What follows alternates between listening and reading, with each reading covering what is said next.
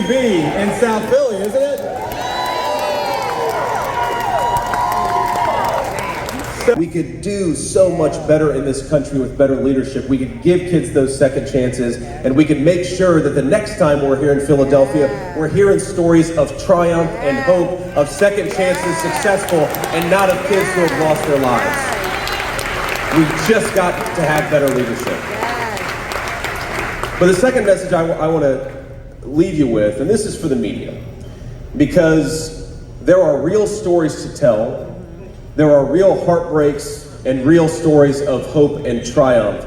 But there is a person who is asking, she's going to be here later today, Kamala Harris, our border czar, is asking the American people to make her the next president of the United States, and yet for 16 days and counting, the American media has been unable to ask her a question. Now, agree or disagree with me and President Trump, nobody would dispute that we will go anywhere and we will talk to anyone and we will answer any question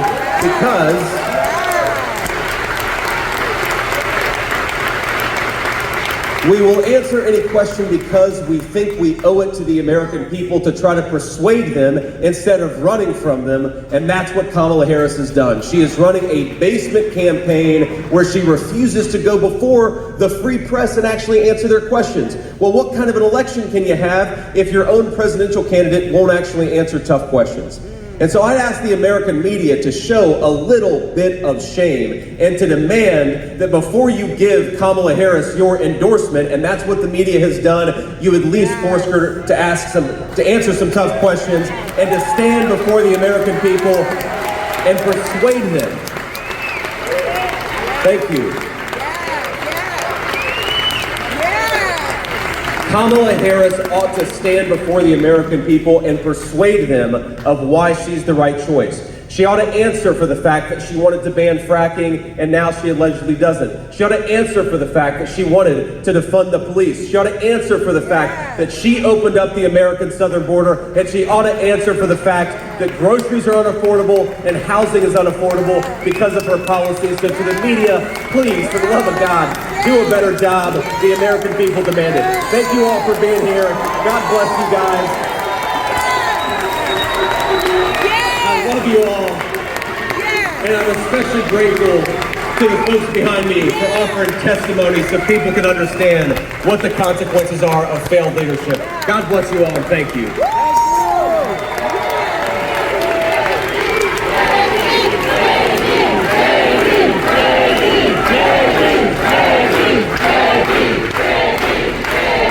All right. Calm down. We've got to give the fake news a few questions here. I'm sure we have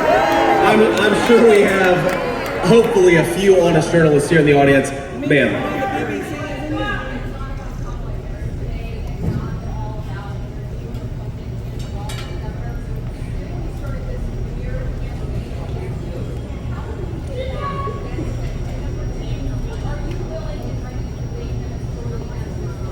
So first of all, the reason I didn't say a whole lot about Tim Walz is because the Democrats have showed a willingness to pull a little switcheroo on us. So I don't even know if we're actually going to get Tim Walz out of this campaign. And I think that a lot of us are asking ourselves, well, it's not going to be official until the Democrats actually nominate him, I guess, at their convention next week. So that's the first reason. The second reason is, look, Tim Walz's record is a joke. He's been one of the most far-left radicals in the entire United States government at any level. But I think that what Tim Walz's selection says is that Kamala Harris has bent the knee to the far left of her party, which is what she always does. Tim Walz himself, it's what it says about Kamala Harris, that when given an opportunity, she will bend the knee to the most radical elements of her party. That's exactly what she did here. That's what she's going to keep on doing as president. That's why we got to elect Donald J. Trump, President of the United States. But first, let me say just a few words, and then we'll take some questions from reporters. But let me just start out by saying that Kamala Harris has been such a disaster as vice president of this country that everywhere she goes, chaos and uncertainty follow. We have got a war in Europe. We've got a war in the Middle East that threatens to spiral out of control. We've got chaos in the world financial markets. Everything that Kamala Harris touches has been a disaster, and we have got to kick her out of the United States government, not give her promotion.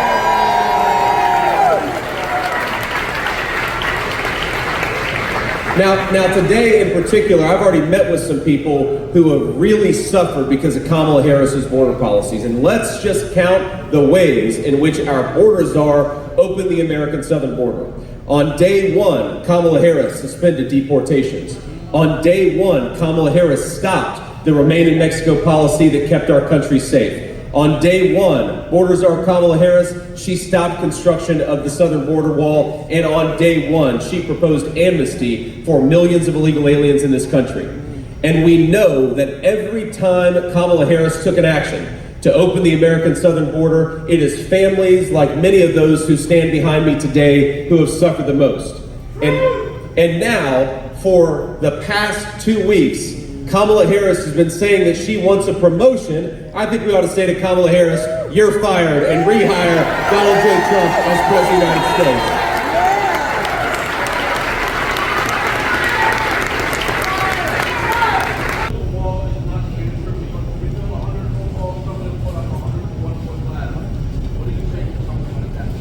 Well, if you build a 100-foot wall, you're going to have a lot fewer illegal aliens coming into this country, and it's obvious, and it worked when Donald Trump was president. Look, no one has ever said a wall keeps out 100% of illegal aliens, but if it keeps out 98%, I'd say we're doing pretty good. And that means less fentanyl, less drugs, and less crime coming into our community. So I was at the border just a few days ago. It's a lot hotter down there in South Arizona than it is here in Philadelphia. And I remember seeing the slats of border wall just sitting on the ground. And why are they sitting on the ground instead of being constructed? Because Kamala Harris said you're not allowed to construct border wall anymore. That means more fentanyl in South Philly. That means more orphan children. That means more suffering Americans, and we can't let Kamala Harris forget it. Yeah.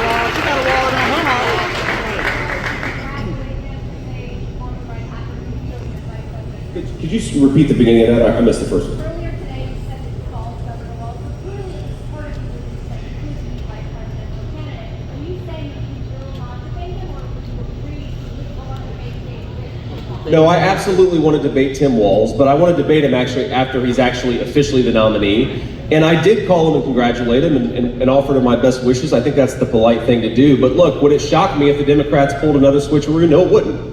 So look, we're going to wait until they actually nominate Kamala Harris and Tim Walz before we do any debates. And then of course we want to have a robust debate again because we believe the American people have the right to have their political leaders try to persuade them.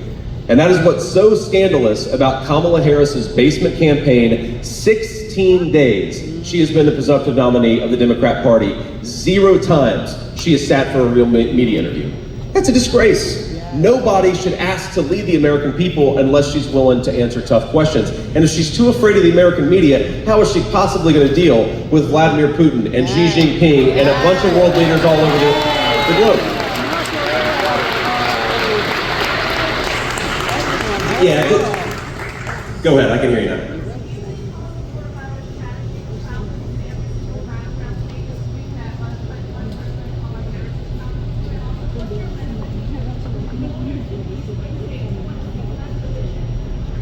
Well, my message to voters who want to see less division, look, I want to see less division as well, but division starts at the top.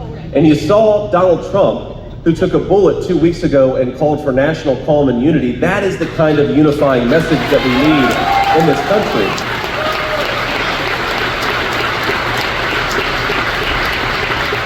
But we're not going to have real unity in the United States of America when you have a border czar who's running as president of the United States who welcomed cartels and welcomed drugs into our communities. The division comes from bad leadership. We fixed the bad leadership, and I think we have a great country from people from all political walks of life. Unity will come, but only after we get rid of the bad leadership. And you asked, and I'll take just a couple more here, and then we got to hit the road. Thank you all. We're white guys from the Midwest. I guess there are similarities there. But what's different is the actual ideas about how best to serve people, white, black, or anything else, in the Midwest and everywhere else, right? I can't believe this is a guy who tries to claim that he stands for working people, and yet he wants to pursue energy policies that are going to ship everybody's job to China. In some ways, what Tim Walz represents is doubling down on failed 30 years of leadership in this country, where we don't make enough of our own stuff, we don't use enough of our own workers to make enough of our own stuff, we rely on everybody else for energy instead of American citizens, and then we throw open the southern border to make our communities less livable and less safe. He is the double down choice for failed leadership, and again, Kamala Harris selected him. I don't know why, but I think it's because she's fundamentally a radical herself and she wanted a partner in crime. Ma'am.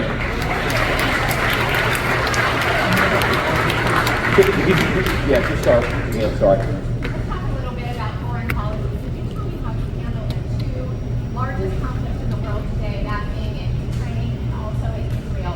Not so much what has been done wrong, but what you would do going forward. Well, I think the most important thing you got to do is kick Kamala Harris the hell out of office, right? I mean, that's going to make the world a lot more safer and more secure. Look, in Israel, I think it's actually very simple. What we all want, meaning the Israelis and any American with an ounce of common sense, which I think is 99% of our country, we want the war to end, we want Hamas to be destroyed, and then we want the Israelis to be able to build a peace process with the Sunni Arab neighbors to build a counterbalance to Iran. That's it, right? It's very simple. Now the problem is, Kamala Harris on the one hand says that she really cares about civilian casualties and really wants the war to end, and yet she refuses to give Israel the weapons that allow them to minimize civilian casualties and bring the war to a close end. It's the dumbest policy maybe in the history of American foreign policy to prolong this war, to promote the death of innocent civilians, and that is the Kamala Harris approach to the Middle East. Now, in Russia and Ukraine, I saw a report just a couple of days ago that the Ukrainians are running out of fighting men to actually staff the war. You've got to believe in peace, and you've got to bring peace to that region of the world. Russia would have never invaded Ukraine if Donald Trump was president, and now, thank you. And now we are where we are, and if you want to bring peace to that region, you need a negotiator who Vladimir Putin respects. Does anybody here, and obviously we're in a biased crowd, but does anybody here actually think that Vladimir Putin respects Kamala Harris? No. She's afraid of all of you. She sure as hell isn't going to be able to sit in an audience with Vladimir Putin and push for a reasonable peace. So we've got to have a person who understands diplomacy, who understands that America does have negotiating leverage, that shuts off energy in places, or shuts off access to energy in places where you have bad guys running the energy policy, rebuilds the American energy sector, allows us to project power overseas, and makes Vladimir Putin know that we got to bring peace, and you got to have respect for an American president who can do that. And then we'll do one more question. Well, look, it's ultimately President Trump's decision, but President Trump has shown again and again, as much as the media accused him of being a wild cowboy, President Trump believes in the power of diplomacy. Love a guy or hate a guy, disagree with a foreign leader or agree with him, you've got to be willing to engage in diplomacy. The Kamala Harris approach of saber rattling while the world goes to hell has clearly not worked. We've got a war in the Middle East, we've got a war in Europe, we've got threatened war in East Asia. Kamala Harris's approach has failed. Donald Trump's approach delivered world peace. I think I know who I'm supporting in 2024. One final question. Go ahead, man.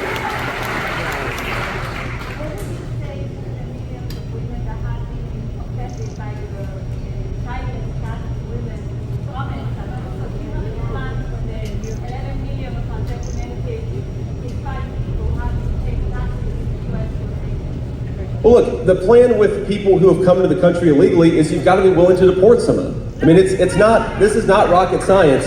If you have, look, if you've got 20 million illegal aliens in this country, not all of them are bad people. Most of them are probably very good people. But if you break the law to come into this country, you've got to be willing to send some of those people back. That's the Donald Trump approach. And if you don't do that, you don't have a real border, and the people who will suffer the most are the people right behind me who are going to continue to have their communities poisoned by the fentanyl that the Mexican drug cartels bring across that open border. Now, you asked about the remarks that I made you said that they were offensive to millions of women. Well, here's what I'd say. This cat lady loves you. Thank you, ma'am. I love you too.